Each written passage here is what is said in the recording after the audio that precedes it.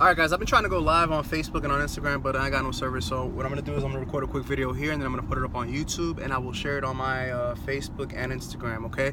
So here's why you don't want to make 100 grand, right? Most people have a $100,000 goal for the year, and they end up broke if they hit it, because this is the deal: taxes, right? Taxes and other expenses. So let's say that you make 100 grand this year, and you're going to pay 35% tax on that.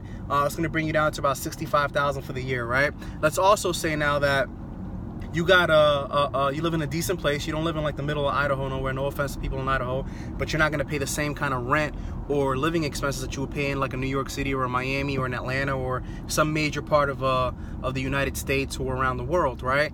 So let's say that you're paying on average, $2,000 a month, in rent or whatever it may be, plus let's say another like $200 a month and like, cable, which if you're making 100 grand a year, you don't need cable. You need, time to go out there and make more money and get busy. But let's say that you got cable and internet and all that stuff. You got a phone bill. You're probably gonna be up to like $2,400 a month between, house utilities and phone bill, etc. And I'll say that you drive a car, right? You got yourself a car, you got to have a nice little whip. Let's say that you're driving something like a 5 Series or an A6 or something. You're probably going to pay around like $700 to $800 a month. Plus, you got to pay for insurance. Plus, you got to pay for gas and maintenance and stuff like that. So let's take that $700-800 up to about $1,200 a month, right? Just between gas and insurance. Let's actually let me be a little nicer to you guys. Let me take it up to $1,000 a month, okay? So now you got $2,400 a month with living, and you got $1,000 a month with driving. So that's about $3,400 a month. Let's just for math's sake bring it up to $3,500 a month, okay? So now say you got $3,500 a month between where you live and between where you drive. $3,500 a month for the year is about $35,000 plus another $7,000 is about $42,000 for the year just in living expenses. So now you take that $42,000 minus the $65,000 that you take home after taxes, and you're down to what? What's the number on that? 65 minus 42, take the 5 minus 2 is 3, then you take the 6 minus 4 is 2, you're down to $23,000 for the year. Let's say you're gonna eat, you need food, you wanna eat something outside of TV dinners, right? The average person is spending like $500, every like 2 weeks on food, if not more. But let's say that you're not that average, right? So we're gonna, let's say that you're spending, $800 a month on food. That's $200 a week basically on food, which I think is impossible, because between Chipotle at lunch, you're probably gonna spend that anyway by itself. But let's say you're spending $200 a week on food, and that's $800 a month. For the year, it's gonna be $8,000 plus another $1,600. That's $9,600. Let's say you're spending $10,000 a year on food. That takes your $23,000 that you're taking home after house and car expenses and taxes, and it brings it down to somewhere around like $13,000 for the year. So now you got $13,000 for the year left, right? That's probably around like $250 a week that you get to go do something fly. There's no Louis Vuitton, there's no Givenchy, there's no Goyard in your life. There's none of that. If you're buying Yeezys, you're putting it on a credit card and you're paying interest on it. You're in debt. You have massive debt still. God forbid you have school loans or things of that sort. $100,000, no good. The real way to go out there and gauge what you want to be making in your life, and I told some of my favorite people in the world that I work with down here in Miami, I told them I don't want nobody around me making less than $250,000 a year, because I believe that when you get to $250,000 a year, you really start to live your life in a way that is comfortable, right?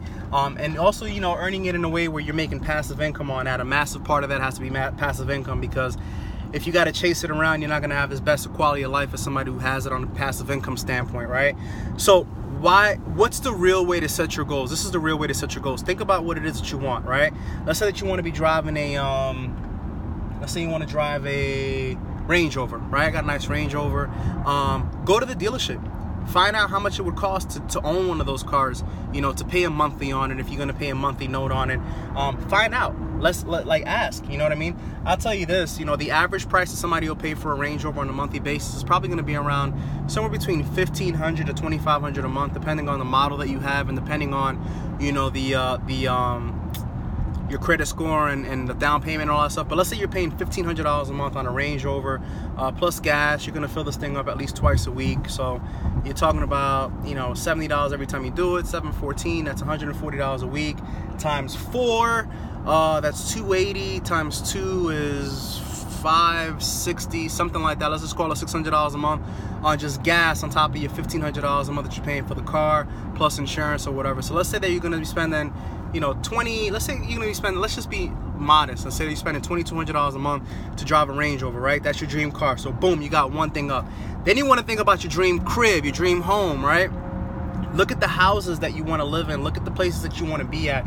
If you want to live on the water somewhere in Florida, you're going to pay, you know, I don't know, let's say that you're going to be paying $10,000 a month to live on the water somewhere.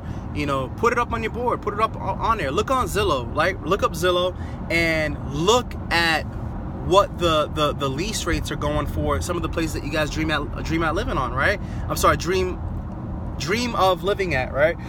Excuse me. So it might be, you know, 10 grand a month. You might be looking at places that cost 20 grand a month. You might be looking at places that cost 30 grand a month. But let's say you put somewhere that costs 10 grand a month, right? So between 10 grand a month for the place you want to live at, plus you know, $2,200 a month on the car you want to drive. Let's call that 22,000. Let's call it what is it? 10, 12. That's 13. Let's call it 12,000 a month.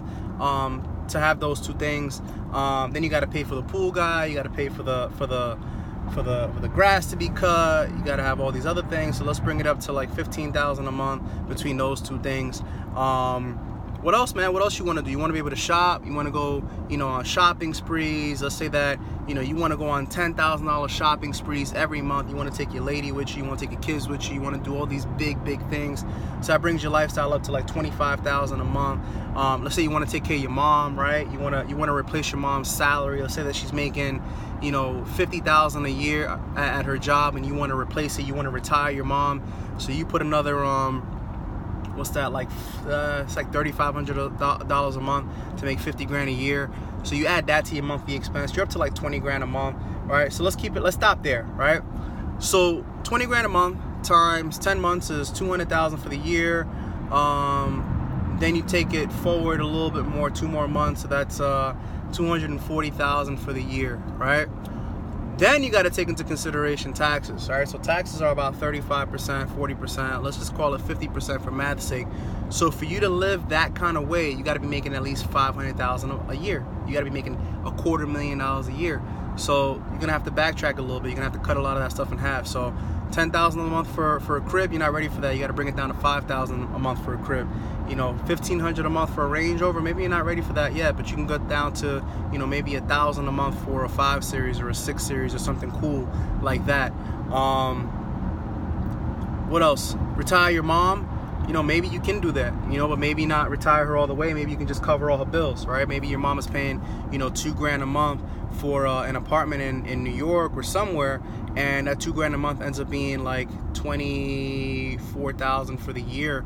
But remember that $24,000, you got to pay tax on that, so you got to earn close to 50 grand in order to pay your mom's 24 grand. All right, I'm sorry, not 24 grand. 2 times 12, 24. Yeah, 24 grand. All right, and that's it. I mean, I don't know. I talked a lot right now. I gave you guys a lot of information. Hopefully I gave you guys the right info as to why you don't want to make 100 grand a year, and why people that make 6 figures or 100, 150 grand a year are still broke. And, you know, sometimes it's hard for us to understand, but when you break it down, it's easier to understand. And also, setting up goals the opposite way, you know, as far as like figuring out what it is that you want, doing the math on it, and setting a target. Most people don't hit a target because they never set the target in the first place. So with that said, much love. Hopefully that helped you out. You know what it is. It's Team No Sleep 2018. Let's rock.